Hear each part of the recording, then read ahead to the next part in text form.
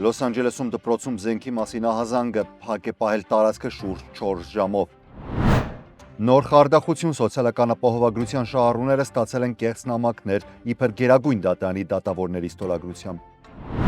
Լոս Անջելեսում բացահայտվել են անօթևանության ծրագրի միլիարդավոր դոլարների չարաշահումներ։ Նախագահ Թրամփը հաստատել է, որ ԿՀՎ-ն իրականացնում է գաղտնի գործողություններ Վենեսուելայում։ Սպասվում է Թրամփ-Պուտին երկրորդ հանդիպումը մոտ 2 շաբաթից Բուդապեշտում Ուկրաինայի պատերազմի շուրջ բանակցելու նպատակով։ Կոնգրեսում բյուջեի հարցով պայքարը շարունակվում է, կառավարությունը փակ է արդեն 16 օր։ SNAP կամ այսպես կոչված Food Stamps ծննդային օգնության ծրագիրը կարող է դադարեցվել, եթե կառավարությունը չվերաբացվի։ Եվ վերջում կպատմենք, թե Ամերիկայի Միացյալ Նահանգների որ նահանգից կարելի է դիտել հյուսիսային բևեռափայլը այս գիշեր։ Այս եւ մի շարք այլ թեմաների մանրամասները հաջորդիվ։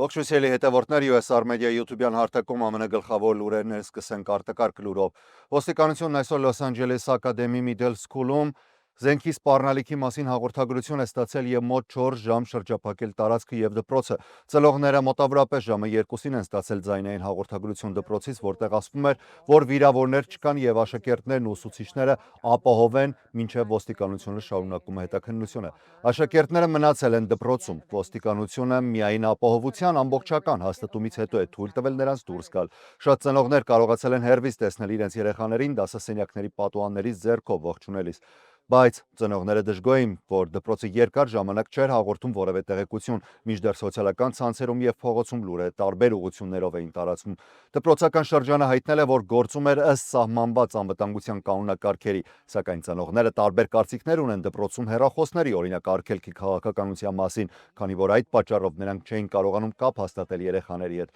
Շատերն ասել են, որ վաղը դասի չեն ներկայանա իրենց երեխաները, մինչև տնօրենը չապացուցի, որ դպրոցը իսկապես անվտանգ է։ Լոս Անջելեսի միավորված դպրոցական շրջանը հայտարարել է, որ զենքի առկայության որևէ ապացույց չի հայտնաբերվել, սակայն դեպքը դեռևս գտնվում է հետաքննության փուլում։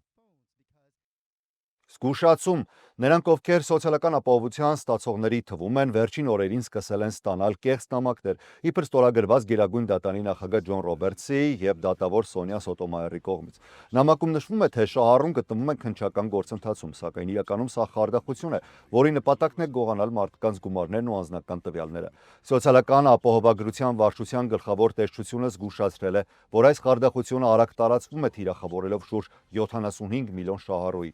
Նրանք հորդորում են, եթե նման նամակ ստանաք, անմիջապես պատրեք եւ տեղեկացրեք համապատասխան մարմիններին։ Նամակը ձևավորված է պաշտոնական կերպ, Գերագույն դատարանի կնիքով։ Այն սովորաբար պարունակում է հետևյալ կետերը։ Ասվում է, թե շահառուն կասկածվում է ֆինանսական հանցագործության մեջ, նշվում է, որ նրա սոցիալական ապահովագրության համարը վտանգի տակ է, պնդում են, թե Գերագույն դատարանը պահանջել է սառեցնել շահառուի բանկային հաշիվները եւ սպառնում են շահառուն, որ ինքն է պատասխանատու լինելու կորցրած միջոցների համար։ Այնուհետև խարդախները կարող են ուղարկել հաղորդագրություն կամ զանգահարել ներկայանալով որպես ԱՄՆ գանձապետարանի կամ սոցիալական ապահովագրության աշխատակից։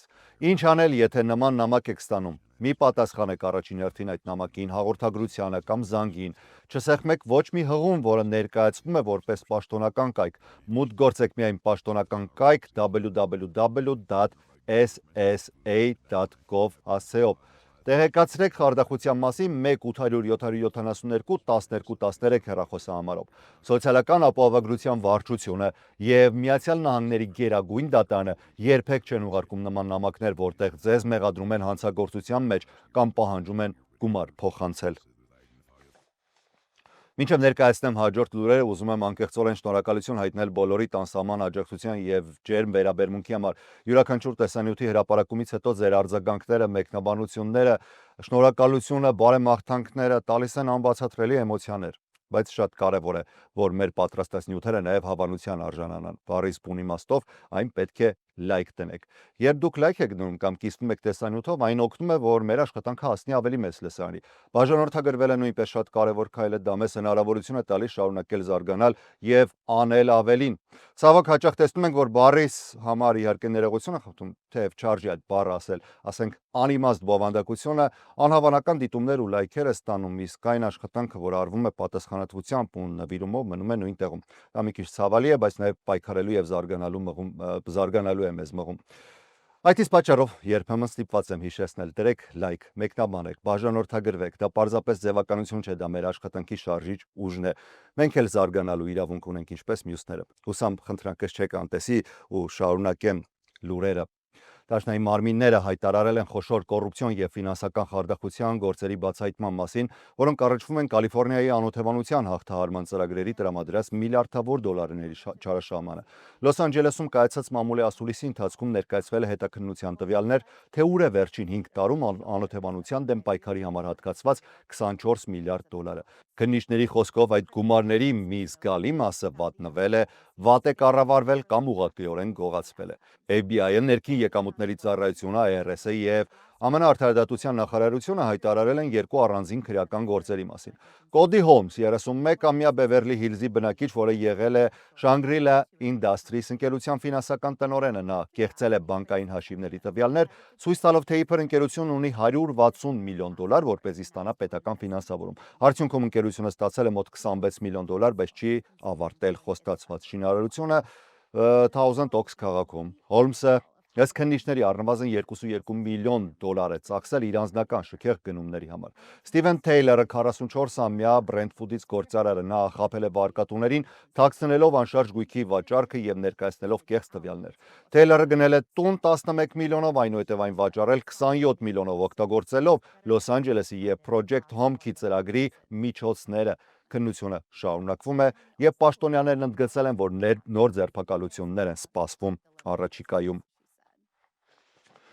Նախագահ Դոնալդ Թրամփը հայտարարել է, որ լիազորել է ԿՀՎ-ին, CIA-ին իրականացնել գաղտնի գործողություններ Վենեսուելայի տարածքում։ Թրամփը լրագրողներին ասել է, որ թույլ է տվել այդ գործողությունները երկու հիմնական պատճառով։ Առաջինը վենեսուելացիների միգրացիան դեպի Միացյալ Նահանգներ եւ երկրորդ թմրանյութերի մուտքը Միացյալ Նահանգներ։ Նրա խոսքով վերջին ամիսներին վարչակազմը հրահանգել է զինված ուժերի լայնածավալ տեղաբաշխում Կարիբյան ավազանում, որտեղ ամերիկյան զորքերը արդեն իրականացրել են առնվազն 5 հարված այն նավակների դեմ, որոնք Վաշինգտոնը որակել է թմրանյութ տեղափոխող, սակայն առանց հստակ ապացույցների ներկայացման։ Երբ լրագրողը հարցրել է արդյոք ԿՀՎ-ին թույլատրված է հարվածել անձամբ Մադուրոին, Թրամփն ասել է.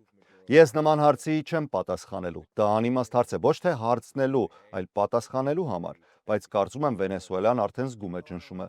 Վենեսուելայի կառավարությունը Թրամփի հայտարարությունը որակել է միջազգային իրավունքի խախտում, նշելով, որ Վաշինգտոնը փորձում է ռեժիմի փոփոխության գործողություն իրականացնել, նպատակ ունենալով դրա հետ մեկտեղ տիրանալ երկրի նավթային պաշարներին։ Վենեսուելայի արտաքին գործերի նախարարությունը հայտարարել է, որ պատրաստվում է դիմել ՄԱԿ-ի անվտանգության խորհրդին եւ գլխավոր քարտուղարին բողոք ներկայացնելով ԱՄՆ-ի գործողությունների վերաբերյալ։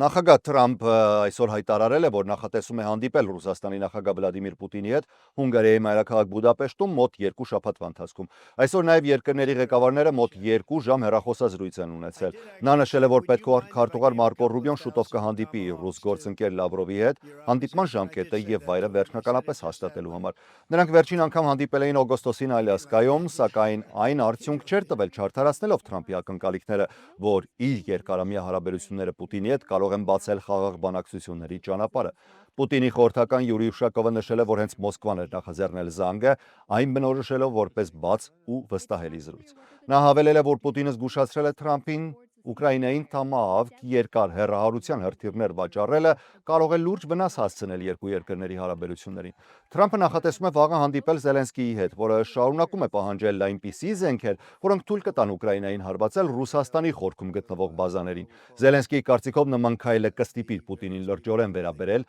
Թրամփի խաղաղ բանակցությունների կոչին։ Նախագահի նախընտրական խոստումների առանցքում հենց պատերազմների ավարտն էր։ Թրամփը բազմիցս քննադատել էր Ջո Բայդենի քաղաքականությունը եւ շարունակում է դա անել, հայտարարելով, որ ինքը կվերադարձնի խաղաղությունը։ Այժմ նրա գլխավոր արտաքին քաղաքական նպատակն է վերջ տալ Եվրոպայի ամենամեծ հակամարտությանը երկրորդ համաշխարհայինից ի վեր։ Թրամփի եւ Զելենսկիի հանդիպումը կդառնա նրանց այս տարվա չորրորդը։ Նախորդ վեճերից հետո հարաբերությունները ըստ պաշտոնյաների դարձել են ավելի կառուցողական։ Միաժամանակ Սպիտակ տանը քննարկվում է Ռուսաստանի էներգակիրների գնման դեմ խիստ տնտեսական պատժամիջոցների օրինագիծը։ Այս նախաձեռնությունը ներկայացրել են սենատորներ Լինսի Գրեհեմը եւ Ռիչարդ Բլումենթալը։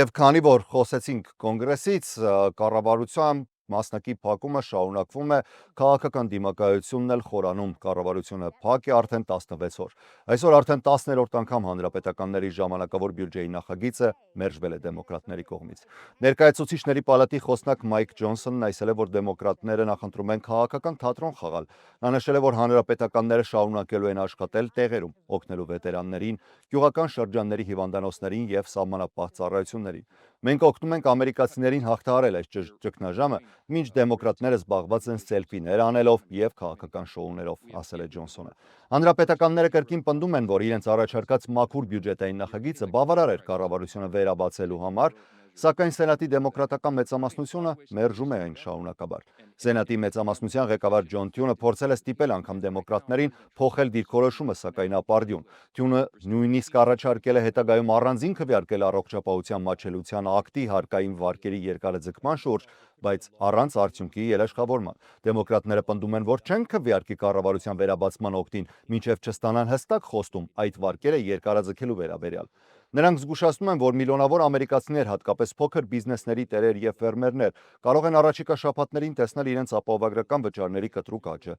Շատերը մեզ հարցնում են, ինչպես է այս ամենը ավարտվելու։ Ցավոք, մենք գաղափար չունենք, հայտարարել ներկայացուցիչների պալատի խոսնակ Ջոնսոնը։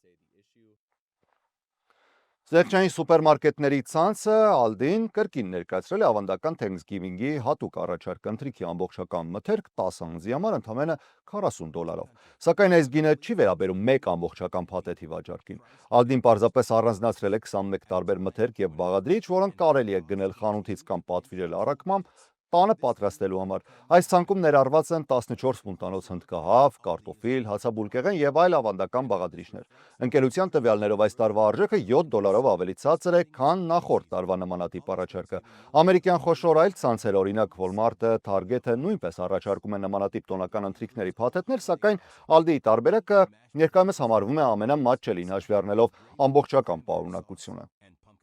Առաջին հայացքից սա գովազդ էր, բայց ոչ, շատերի համար ուղղակի այդ օրերին դժվար է մեծ գումար ծախսելը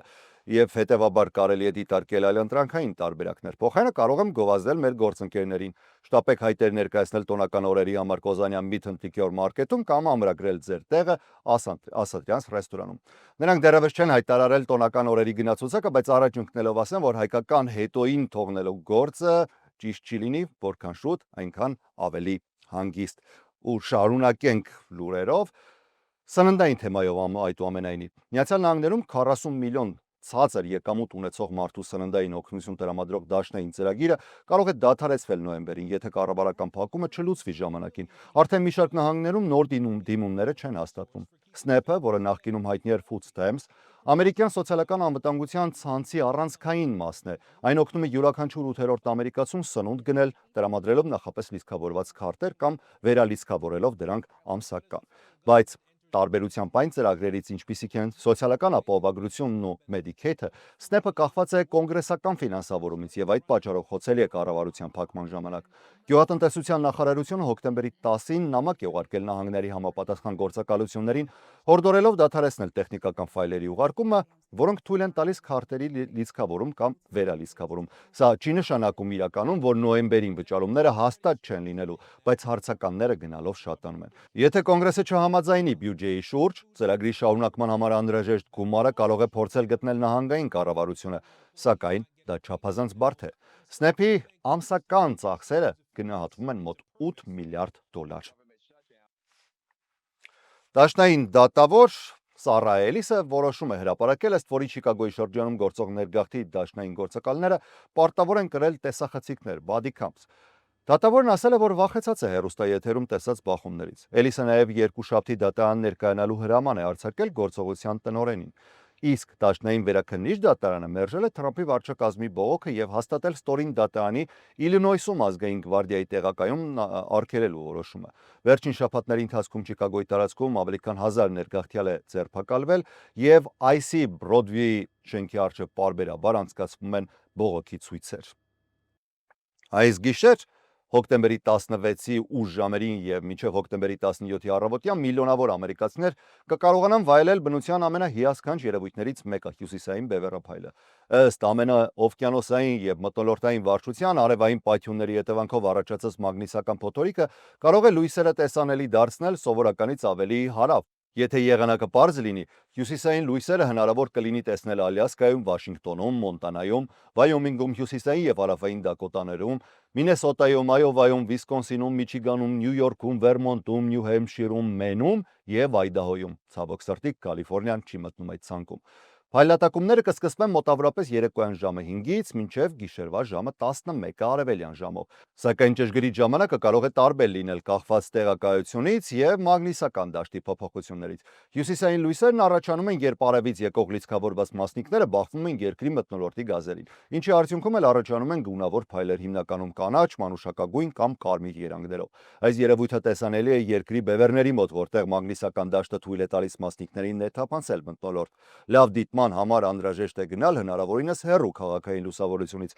ընտրել բաց հորիզոնով հյուսիսային ուղղությամբ վայր եւ մնալ համբերատար, քանի որ լույսերը հաճախ հայտնվում են ալիքներով։ Կարելի է նաև օգտվել հավելվածներից, որն առաջարկում է NOAA-ը, որոնք ցույց են տալիս տվյալ տարածքում դիտման հավանականությունը։ Ոսկուգինն այսօր շարունակել է աճել, սահմանելով նոր պատմական ռեկորդ։ Ներդրողները կրկին դիմել են ոսկուն որպես անվտանգ ներդրումային միջոց ԱՄՆ-Չինաստան աճող առևտրային լարվածության եւ ԱՄՆ կառավարության շարունակվող փակման պայմաններում։ Բացի այդ, սպասվող տոկոսադրույքների իջեցումը եւս նպաստել են պահանջարկի աճին։ Ոսկու արժեքը գերազանցել է $4300, աճելով անընդմեջ 5-րդ օրը։ Ավանդաբար ոսկին համարվում է արժեքի պահպանման վստահելի միջոց քաղաքական կամ տնտեսական անկայունության ժամանակ, եւ այս տարի դրա գինը ընդհանուր առմամբ բարձրացել է շուրջ 60%-ով։ Ներդրողների ուշադրությունը վերջին օրերին կենտրոնացած է աշխարհի երկու խոշորագույն տնտեսությունների՝ Միացյալ Նահանգների եւ Չինաստանի միջև առևտրային վեճի վրա։ Եվ այսօրվա համար էլ առանձնացրել է այսքանը, ես Հարություն Մինասյանն եմ, շնորհակալ եմ ուշադրության համար, առողջ եղեք։